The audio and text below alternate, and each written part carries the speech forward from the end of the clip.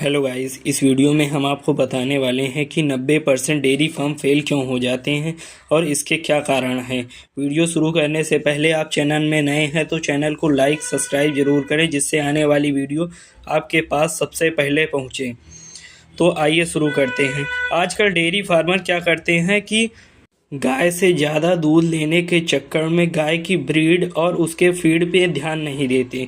वह एक ब्यात में दो ब्यात में तो ज़्यादा दूध ले लेते हैं, पर आने वाले समय में उसकी गाय खराब हो जाती है, जिससे डेयरी फार्मर का बहुत नुकसान होता है। गाय रिपीटर हो जाती हैं, 1 से 2 ब्यात दूध देती हैं, फिर गाय रिपीटर हो जाती हैं।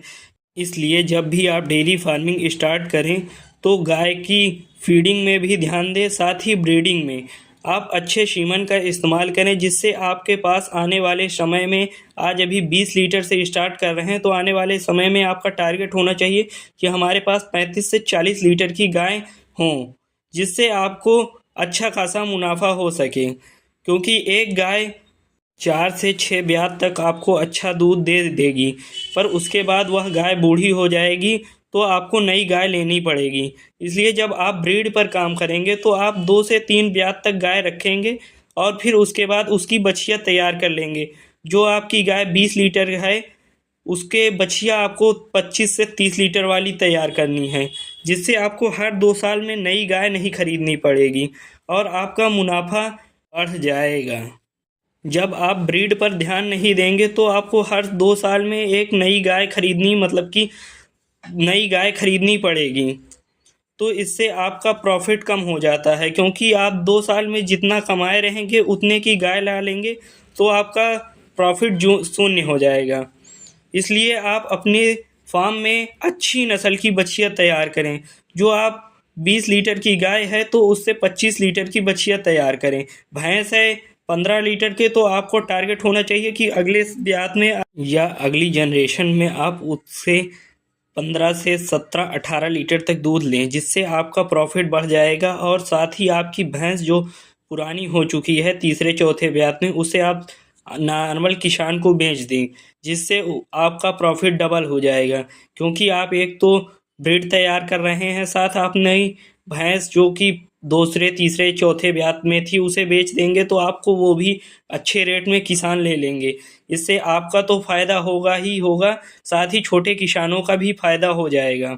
इसलिए आप मिल्क प्रोडक्शन के साथ साथ ब्रीड पर भी ध्यान दें, क्योंकि आप ब्रीड पर ध्यान देंगे तो हर 2 से 3 साल में आपके पास जो भैंस सेल होंगी वो आपको एक्स्ट्रा प्रॉफिट दे देंगी, जिससे आपका खर्चा भी चलेगा। साथ ही आप जो सेल करेंगे तो उससे छोटे किसानों का भी फ़ायदा होगा, उनके पास भी अच्छी नस्ल की भैंस हो जाएंगी, जिससे उनका भी खर्चा चलेगा, साथ ही आपको अच्छा खासा प्रॉफिट भी हो जाएगा। और साथ ही आप जब भी डेयरी फार्मिंग स्टार्ट करें तो उनका प्रॉपर वैक्सीनेशन और प्रॉपर केयर करें कि कौन सी भैंस हीट में है, कोई भैंस बीमार है या फिर चारा नहीं खाया, इसका आप ध्यान देते रहें। ज़्यादातर डेयरी फार्मर लेबर के भरोसे डेयरी फार्मिंग स्टार्ट करते हैं, वह खुद ध्यान नहीं देते, जिससे उनका लॉस हो जाता है। क्योंकि वो लेबर अपना सैलरी लिए, उन्हें कोई मतलब नहीं कि कौन सी गाय हीट में है या फिर किसने चारा नहीं खाया। उन्होंने अपना काम किया और पैसा लिया, हो गया। इसलिए जब भी आप डेयरी फार्मिंग स्टार्ट करें तो आप खुद मैनेज करने में सक्षम हो तभी डेयरी फार्मिंग करिएगा, नहीं तो आपको लॉस हो जाएगा। क्योंकि डेयरी फार्मिंग एक ऐसा बिजनेस है जिसमें आपका केयर मांगता है, क्योंकि जानवर अगर बीमार पड़ गए या फिर कोई जानवर मर गया तो आपका बहुत भारी नुकसान हो जाता है। और लेबर प्रॉपर मैनेज नहीं कर पाते, उन्हें कोई मतलब नहीं होता कि कोई गाय हीट में है या फिर बीमार है, उससे उनका कोई मतलब नहीं होता। ज़्यादातर डेयरी फार्मर यही करते हैं कि वह 2-3 लेबर रख लेते हैं और डेयरी फार्मिंग स्टार्ट कर देते हैं। उन्हें कोई एक्सपीरियंस नहीं होता कि कब कौन सी गाय हीट में आई है या फिर कैसे बीमार है, क्या है, इसके बारे में उन्हें कोई भी जानकारी नहीं होती।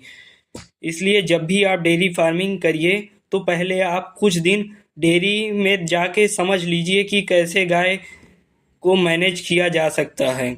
और दिन में कम से कम 2 से 3 बार आप एक एक गाय के पास जाकर चेक करें कि सभी गायों ने चारा खाया कि नहीं, और सब स्वस्थ हैं कि नहीं, ये आपको 1 से 2 बार ज़रूर चेक करना चाहिए हर एक गाय के पास जाकर। ज़्यादातर डेयरी फार्मर वीडियो देखकर आते हैं कि एक गाय इतना दूध देती है तो 10 गाय रख लेंगे तो इतना प्रॉफिट हो जाएगा, और उन्हें वास्तव में कोई एक्सपीरियंस नहीं होता, जिससे उनका लॉस हो जाता है और बोलने लगते हैं कि डेयरी फार्म एक लॉसेबल बिजनेस है। पर अगर आप हमारी बताई गई बातों का ध्यान रखकर इस बिजनेस को करेंगे तो आप अच्छा खासा मुनाफा कमा सकते हैं। अगर आप इस बिजनेस में 2 से 3 साल टाइम देंगे तो आप बहुत अच्छा मुनाफा कमा सकते हैं। और अधिक जानकारी के लिए हमारे चैनल को सब्सक्राइब और लाइक करें। अगर कोई भी क्वेरी हो तो हमें कमेंट करें, हम आपका उत्तर अवश्य देंगे।